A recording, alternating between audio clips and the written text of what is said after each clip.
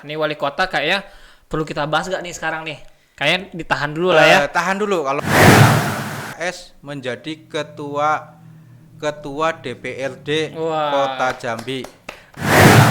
Target 8 kursi 8 gitu. kursi. Mudah-mudahan itu tercapai. Wah. Insya Allah.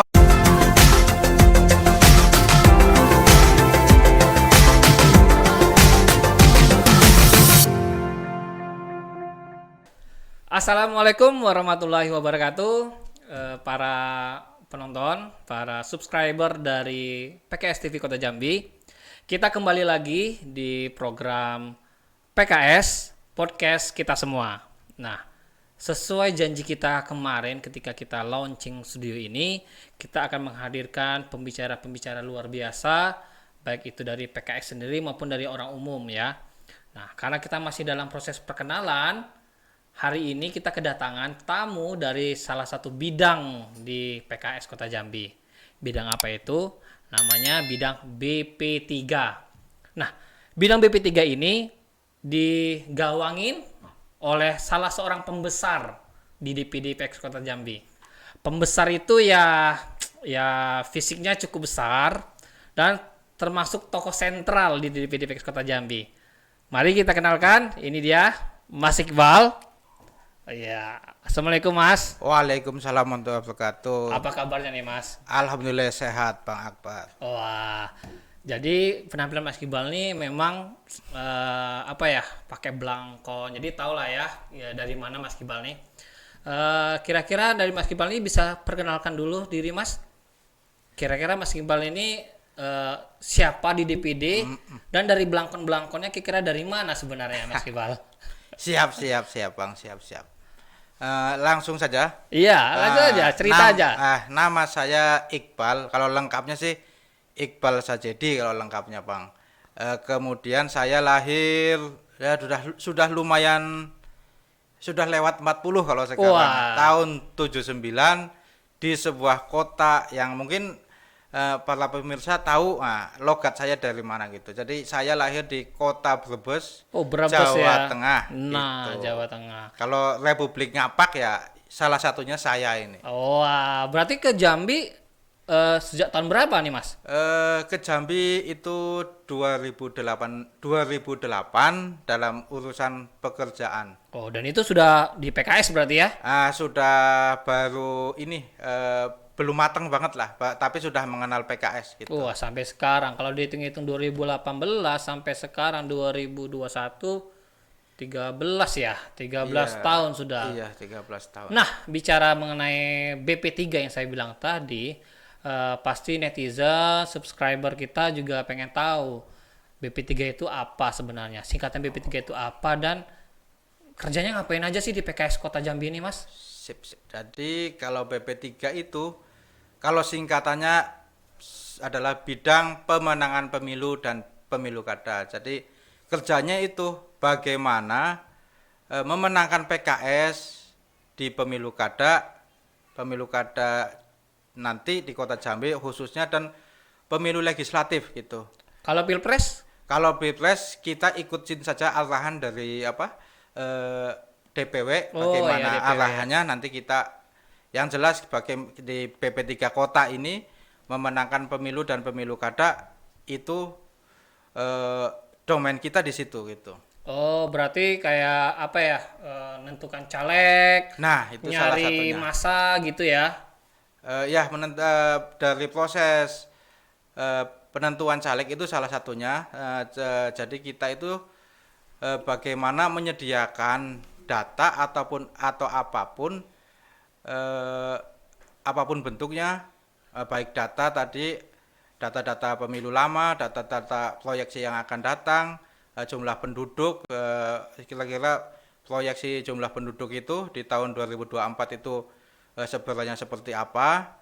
Nah, itu kita cari datanya tuh, kita ambil dari BPS, dari apa gitu, yang tujuan akhirnya nanti itu kita rekomendasikan kepada BPH nanti untuk menentukan langkah-langkah apa yang dapat kita lakukan agar kita bisa memenangkan pemilu.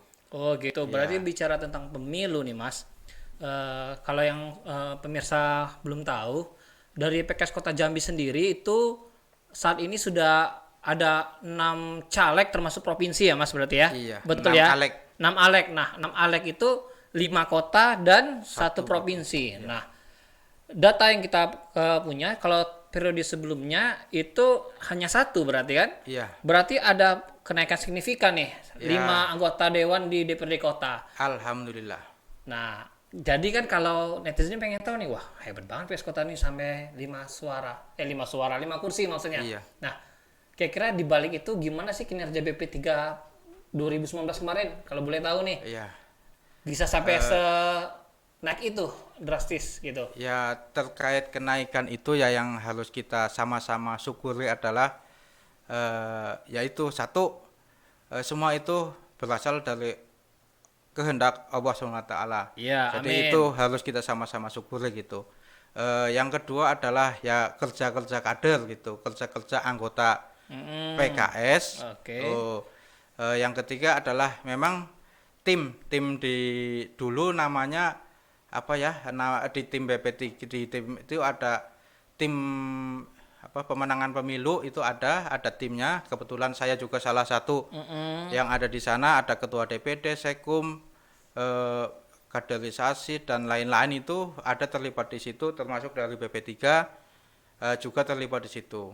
Jadi di situ kita apa menggodok dari mulai penentuan caleg, mulai istilahnya awal tadi mengumpulkan data-data, menentukan caleg mana yang cocok di sini, mana yang cocok di sini. Nah, itu apa namanya yang kita lakukan gitu.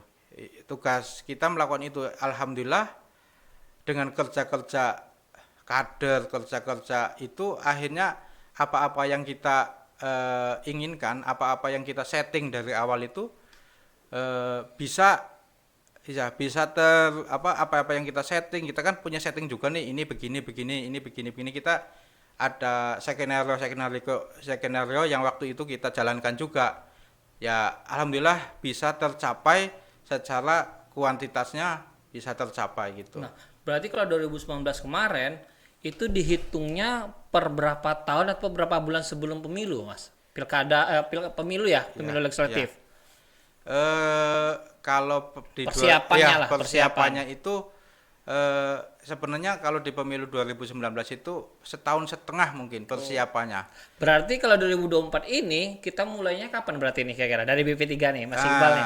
Kalau dari BP3 sebenarnya dari struktur kita di atas itu sudah memberikan kita lampu hijau untuk kita mulai mensosialisasikan apa namanya pemilu ini, karena kita juga tahu bahwa di pemerintah sendiri, di DPR itu kan sudah ada tentang pemilu ini, bahwa insya Allah pemilu sudah tanggal 27 Februari itu kan dari pemerintah sendiri juga sudah ditetapkan. Jadi kita pun sebelum ini juga harus sudah menetapkan, dan dari DPW juga sudah ngasih lampu hijau ke kita untuk melakukan proses pemenangan pemilu itu. Cuma nama-namanya masih rahasia dulu ya. Nama-namanya memang maksudnya nama-nama apanya nih? Iya, yang mau kita tokohkan, yang mau kita majukan. Karena kalau dihitung-hitung sekarang 2021 kan 3 tahun lagi nih. Ya. Udah nyampe berarti kan cuma awal bulan ya.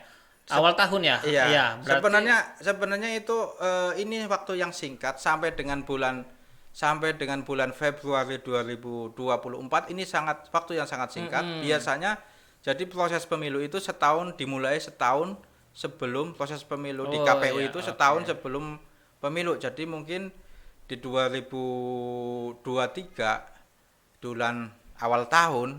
Jadi kalau dihitung dari sini itu setahun setengah dari sekarang itu kan sudah bahkan setahun lah mungkin dari sekarang itu proses pemilu sudah berlangsung, itu sudah jalan gitu mestinya. Nah, kalau di kita di PKS sendiri ya proses itu sedang kita jalankan. Kita sudah melakukan koordinasi, sudah melakukan rapat-rapat, dan terkait nama-namanya ya memang kita juga masih menerima masukan dari pihak siapapun, dari anggota, dari masyarakat yang juga mau bergabung ke PKS, ya silahkan, monggo kita terima dengan kita terima dengan senang hati bila ada masyarakat anggota ataupun masyarakat umum yang mau bersama-sama PKS membangun bangsa, bersama-sama PKS berkontribusi dalam PKS dari PKS untuk Kota Jambi. Nah, Gitu. berarti gini Mas, kalau saya hitung jadwal, kira-kira ada perbedaan nggak sih dengan persiapan kita 2019 kemarin ke 2024? Karena kan pasti perubahan tuh terus ada terkait dengan jumlah penduduk, kompetitor parpol yang lain. Kira-kira sejauh ini sudah ada perbedaan tantangannya nggak daripada periode sebelumnya kira-kira? Tantangannya ya kebetulan tadi saya sampaikan di awal, kebetulan saya juga mengikuti menit by menit di pemilu 2009 kan. Jadi 2019. Jadi tantangannya ya dulu kita dalam pikiran kita itu bagaimana mengembalikan kursi dari 1 menjadi 5, dari menjadi 5 ya. Lah kalau yang sekarang ya kami di tim tantangannya bagaimana memenangkan pemilu, bagaimana mendudukan Alek anggota dewan dari PKS menjadi ketua DPRD Kota Jambi. Amin. Semoga ya. Nah, itu tambahan lagi Bang Akbar. Itu target ya, target besarnya ya. Target besarnya. Dan diharapannya di akhir tahun 2024 sesuai amanah dari Musda, kita bisa ketika itu insya Allah terjadi yang tadi tuh yang jumlah kursi kita nambah. Berarti kalau ketua DPRD realisasinya berapa kursi berarti itu? 7 kita punya target 8 kursi. 8 kursi. Mudah-mudahan itu tercapai. Insya Allah kalau 8 kursi kursi ketua DPRD ada di kita. Dan di akhir tahun insya Allah kita bisa mendudukan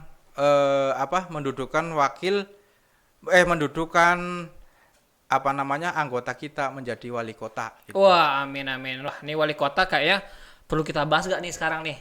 Kayaknya ditahan dulu lah ya. Tahan dulu kalau wali kota. Tapi wali kota tuh lebih duluan loh daripada pileg. Enggak, untuk pemilu serentak ya jadinya. Iya, serentak, tahunnya sama. Tahunnya sama, cuma beda bulan ya. Iya. Mau dibuat bocoran atau enggak kira-kira nih Mas? Ya, bocoran apa nih? Ya pada prinsipnya insya Allah 2024 kader anggota PKS menjadi wali kota.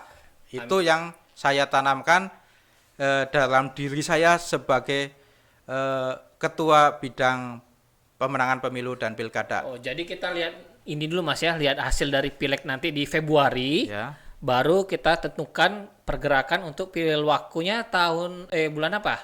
Pilwakonya kalau berdasarkan kemarin rancangan peraturan yang itu terbaru, kan, ya itu rancangan undang-undang itu kan, itu sekitar bulan November, Oktober, 2024 juga. Pemilunya di bulan Februari gitu. Nah, kalau pilpres kita? Kalau pilpres sama di bulan Februari. Oh gitu ya, serentak dengan pileg, sedangkan pilwaku kita, berarti tantangan berat banget nih untuk BP3 nih. Jadi kerja besarnya di 2024 itu garap 3 langsung ya? Iya, istilahnya ya bersinergi sebenarnya, kita tidak terpisah tapi kita jalan sama-sama gitu.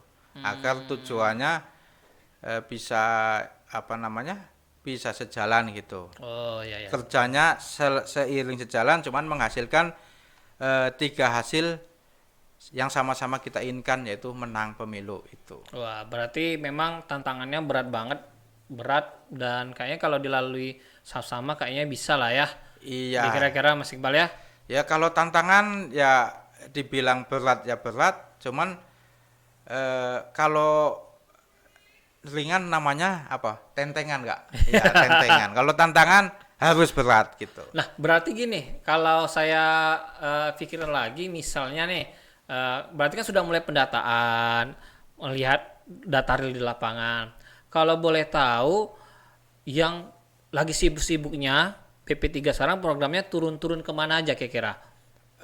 Sementara ini masih di kantor. Oh, masih di kantor ya? Di kantor, targetnya di bulan ini ini bulan September kan. Sebenarnya kita mundur sebulan nih. Sebenarnya saya kemarin bulan September awal itu ada namanya program kita roadshow ke daerah, ke kecamatan-kecamatan untuk menyampaikan ya sosialisasi tentang pemilu.